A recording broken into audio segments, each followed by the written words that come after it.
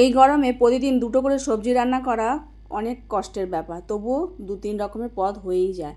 রাধে রাধে বন্ধুরা, কেমন আছো সবাই? আশা করি সবাই ভালো আছো, সুস্থ আছো। সকালবেলা থেকে আজকে ব্লগটা শুরু করছি, রান্না বসিয়ে দিয়েছি। এদিকে সবজি বানানো হয়ে গেছে, রান্না বসাবো। একদিকে অন্ন বসিয়েছি, আর যে সবজিগুলো বাকি আছে সেগুলো এখন ঢুকিয়ে দেবো, আর রাখবে না এগুলো। তো ঢেঁড়স, আলু, ঝিঙে এগুলো সব বানিয়েছি, আর বাঁধাকপি ছিল আধখানা মতো, তো সেটাকে রান্না করব। আর রাত্রিবেলা ডাল ভিজিয়ে রেখেছিলাম, সেই ডালটাকে পেস্ট হবে কাঁচা লঙ্কা আদা দিয়ে আর নুন হলুদ দিয়ে মিক্সারের মধ্যে। আলুটাকে ধুয়ে এখন এর মধ্যে দিয়ে দিচ্ছি, রেখে এগুলো ভাজবো। এক এক করে সবজি রসা হবে ডালের বড়া দিয়ে। কড়া বসিয়ে দিয়েছি, আগে আলুটা ভেজে নেবো, তারপরে ঝিঙে আর ঢেঁড়স এগুলো আবার আলাদা আলাদা করে ভাজবো।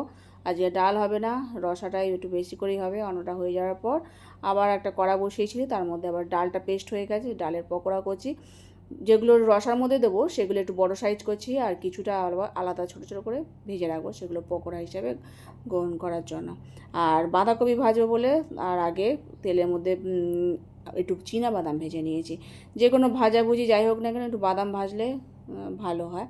তো যাই হোক, জিরে শুকনো লঙ্কা ফোড়ন দিয়ে বাঁধাকপিটা দিয়ে দিলাম। বাঁধাকপিটা আবার একটুখানি জল ঝারিয়ে নিয়েছি, মানে সেদ্ধ করে জল ঝারিয়েছি, আর সেটা ভাজতে বসিয়ে দিলাম। আর এদিকে পকোড়া আর তার সাথে ঢেঁড়স ঝিঙে এগুলো এখন রসার মধ্যে দিয়ে সাঁতলে নিয়েছিলাম। তারপর আম লিচু বানিয়ে ভগবানকে ঘি, অন্ন, শশা, এদিকে পকোড়া ভাজা, তার সাথে আবার রসা সব মিলিয়ে 3 রকম পদ হয়ে গেছে। গরমে 2 রকম আইটেম করতে গেলেই দম বেরিয়ে যায়। যাই হোক, প্রসাদ তো খুব সুস্বাদু হয়েছিল, বাঁধাকপি ভাজাটা খুব সুস্বাদু হয়েছিল। বাঁধাকপির মধ্যে একটু সবার শেষে আবার পোস্ত ছড়িয়ে দিয়েছিলাম, খুব সুন্দর লাগে পোস্ত দিয়ে বাঁধাকপি ভাজা, আর বাদামটা তার সাথে মাখিয়ে নিয়েছিলাম। তো তারপরে খাওয়া দাওয়ার পর বাবুজি কাজে চলে গেছে, আমি আবার বাসন মেজে নিয়েছি, রান্নাঘরটা পরিষ্কার করে নিলাম। শুকনো লঙ্কাগুলো একটু গুছিয়ে রাখবো, মানে শুকনো লঙ্কার বোটা ছাড়িয়ে রেখে দেবো, রান্নার সময় সুবিধা হয়। আর এদিকে প্রভুজি আবার অফিস থেকে আসার সময় কিছু সবজি নিয়ে এসেছিলো, আমিও আবার স্নান পান করে নিয়েছি, কাজকর্ম সেরে দুপুরবেলা খাওয়া দাওয়া করে সন্ধ্যা আরতি করে নিয়েছি। এখন আবার চলে এসেছি রান্নাঘরে। 3-4টে পটল বানিয়ে নিয়েছি একটা আলু দিয়ে, আর তার সাথে এটা মাখো মাখো সবজি হবে, ডালের বড়া দিয়ে, ডাল ছিল তো সেই পকোড়া দিয়েই করছি, বড়াটা দিয়েই।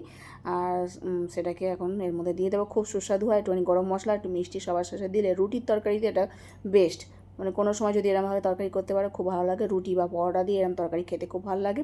আটা মাখিয়ে নিয়েছি, তারপর রুটি কটা বেলে ভগবানকে সেবা দেবো।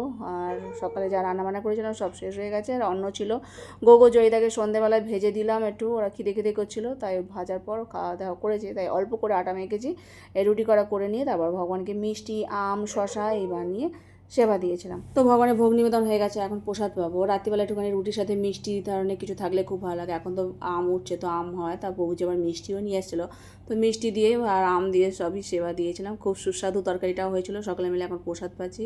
আমার তো খুব ভালো লাগে এরকম আলু, পটল আর ডালের বড়া দিয়ে সবজি। তাহলে আজকের মতো ভিডিও এখানে শেষ করছি। সকলে ভালো থেকো, সুস্থ থেকো। হরে কৃষ্ণ।